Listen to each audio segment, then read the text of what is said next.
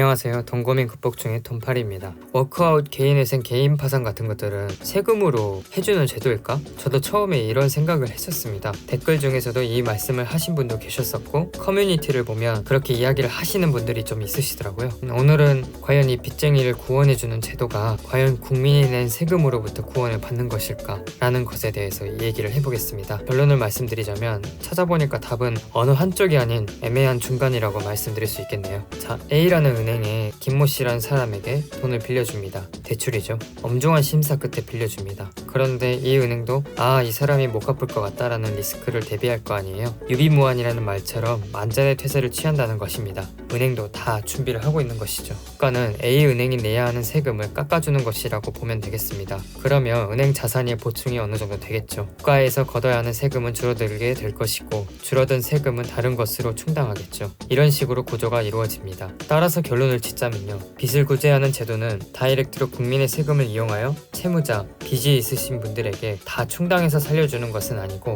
그렇지만 그로 인해 기업 리스크에 대한 세금은 줄여주되 줄여준 세금만큼은 다른 세금으로 충당한다고 보면 되겠습니다. 넓게 보면 세금을 쓰는 것이고 작게 보면 안 쓰는 구조라고 보면 되겠네요. 생각해보면 저도 염치가 없긴 해요. 두 번 다시 안 해야죠. 두 번 다시 안 하고 열심히 살아서 세금을 열심히 내는 것이야말로 이런 회생이나 파산 절차, 워크아웃을 받으신 분들의 본분이라고 할 수 있겠네요. 우리 모두 다 같이 탈선하지 말고 열심히 살자고요. 만약에 이성적으로 생각해보자면 국민의 혈세들로 그것도 다이렉트로 저희 같은 빚쟁이들을 구제해주면 어떻게 될까요? 이성적으로 생각해보자면 아마 나라가 거덜나지 않을까 싶습니다. 그러면 모든 사람이 부담을 갖지 않을 것이고 지금보다 더 지름신 분들이 많아지겠죠. 그렇기 때문에 중간이라고 말씀을 드리고 싶었던 거예요. 진짜 회생법원에 계신 분들이 구제해줘도 될 인간인가를 여러 차례 고민했었을 거예요. 저 같은 사람을. 왜냐하면 저도 회생을 진행했을 때 게임 현질, 유흥, 온라인 바카라 등이 있었기 때문에 2번이나 보전 공고가 나왔었습니다. 거의 대출금 사용 내역에 관한 서명이 많았죠. 그걸 처리하는데 시간이 제법 걸렸어요. 법무법인 측에서는 저 같은 사람 한 명을 살려보겠다는 마음으로 열과 성을 다했을 것이고 법원에서도 그래도 이 사람을 회생시켜주는 게 맞을까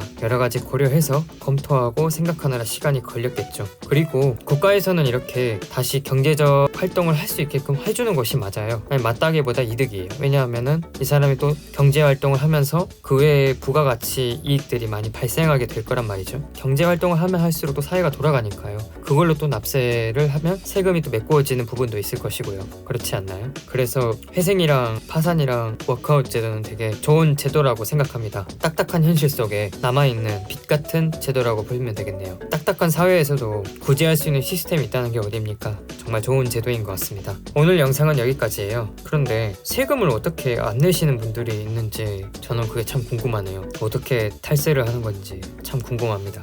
여러분 오늘 하루도 정말 수고 많으셨습니다.